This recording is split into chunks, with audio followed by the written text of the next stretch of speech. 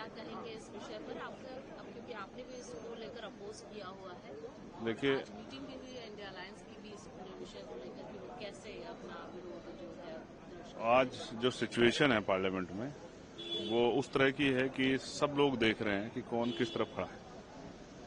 जैसे कल से चला है कि आर पार, मैं आर पार नहीं कहूंगा कि ये एक ऐसा समय है कि देश में जो कमजोर तबका है वो सबकी तरफ देख रहा है कि आज उनके साथ कौन खड़ा होगा, या कौन सिर्फ उनसे राजनीतिक लाभ चाहता है, या कौन जो है सिर्फ उनसे झूठे वादे कर रहा था, किसको वोट देके वो गुमराह हुए हैं, ठगे गए। ये सब देखने का समय है और पूरे देश का ध्यान आज पार्लियामेंट की तरफ है। मैं शुरू करूंगा उन लाइनों से कि जलते घर को देखने वाले, फूस का छप्पर आपका है, आग के पीछे तेज हवा है, आगे मुकद्दर आपका है।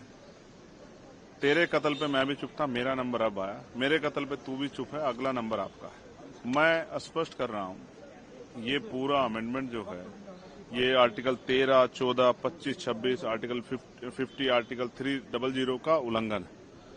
ये धार्मिक स्वतंत्रता का ऊपर जो है प्रहार है।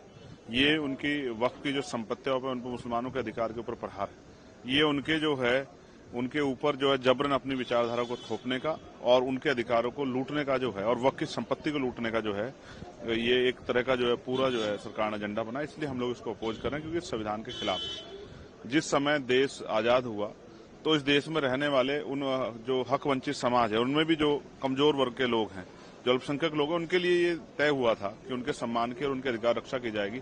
लेकिन आज सरकार उनके अधिकारों को कुचल रही है। इससे पूरे देश में जो है और दुनिया में भी चिंता की तरफ से हमारी तरफ देखा जा रहा है। हम कोशिश करेंगे कि अपनी तरफ से पुरजोर तरीके से इस बिल को इसका विरोध करें और उसका विरोध इतना सख्त दर्ज कराएं कि सरकार को इसको वापस लेना पड़े। लेकिन आप लोग लगातार ये कह रहे हैं कि हम विरोध करेंगे, सरकार ये कह रही है कि आप गलत नैरेटिव आप लोग सेट कर रहे हैं। जितने भी विपक्ष के लोग हैं, ना तो ये संविधान के खिलाफ है, नहीं तो इससे किसी को खतरा है, मुस्लिम समाज को बिल्कुल भी खतरा नहीं है, उनके लिए उनके हित में है।